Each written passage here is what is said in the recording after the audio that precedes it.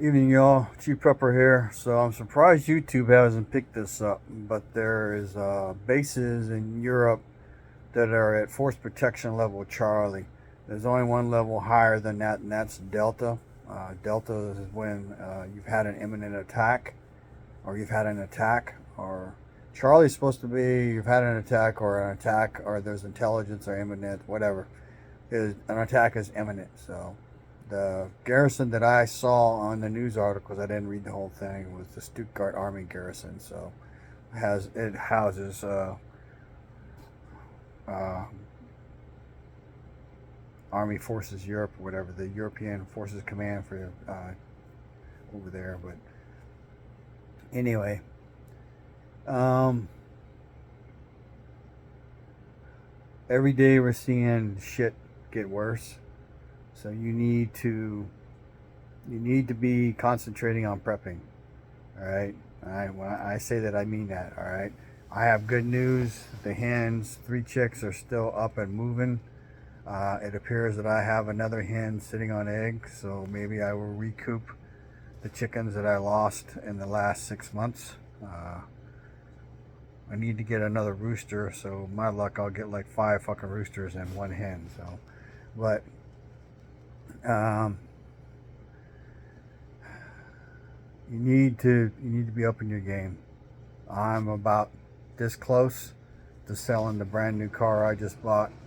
Eat the loss, free up the money every month, save my money for the minimum amount of months that I have to save to put the fucking down payment on it, and you know, have a place for me and the wife to get the fuck out of here in case things go bad. And I'm stuck because I think the payment on the one property at 157,000 would be about the same as the property that's at 129,000. The 129,001 is supposed to have a well on it. It has a pond that was full of water when I was there in June, but that's fed by a creek. And when we drove in, we drove across a road that had a flood gauge. And I've said before in other videos, in Texas, if there's a fucking flood gauge, that goddamn road floods, maybe to the top of that flood gauge. So, and I think the creek comes in at the other end. But the road is like a horseshoe because it goes left off of a main highway or a county highway, and then you go back north, and then I think further down it goes back to the right, back to the highway. So there's another creek entrance up there, but if it floods at the back end or the southern end, it probably floods at the northern end too. So there's no good solution there. The other property has got a pond, and there is another pond that is not on the property, but I mean it's real close. So there's definitely sources of water now. Whether or not the neighbor would be okay with people getting water out of there or not, I don't know. But possibly made the mistake that will cost us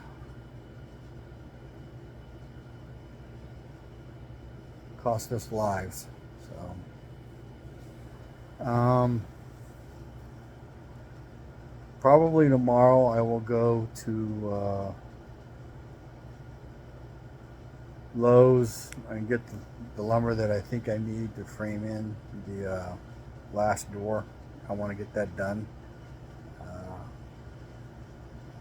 because I want that area enclosed. At least it's screened in right now, and I have enough material that I can seal off the screened in area come winter. So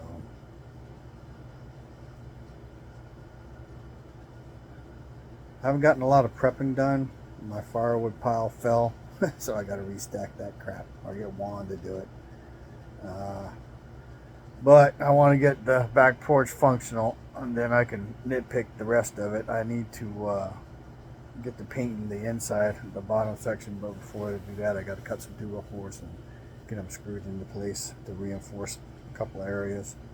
Over time, the paneling that I put up, even though it's painted on the outside and it will be painted on the inside, over time it will dry out and buckle. So trying to make it last as long as I can. Also got to do some sealing, some foaming. That actually won't take that long. It's just a pain in the ass. So then I don't know how much one can will do. So having said all that, Hurricane Beryl is in they don't know where it's going to go at this point, and it's at a cat. I think it's at a Cat 4. So today I did some minor prepping. I had one 5-gallon propane tank that was empty. The one on my grill is probably going to go empty soon too. If it goes empty in the next week or so, I will go exchange that as well. But oh, I would say that if you have backup power generation, if you're not doing the monthly running of your generators, then I would say it's a good time to crank them up, make sure they run. If you have generators, I would tell you you need to have a log that tells you how many hours you can run them, because at 100 hours you need to change the oil. So what else? If you're not stocking food, not stocking water, you need to do that. You need security, you need medical. I think the best advice I can give you on the medical, other than just band-aids and bandages and shit for scrapes and stuff, is you probably need to spend the money for some Jace cases, for some antibiotics. Antibiotics is a game changer. It's a life expectancy multiplier.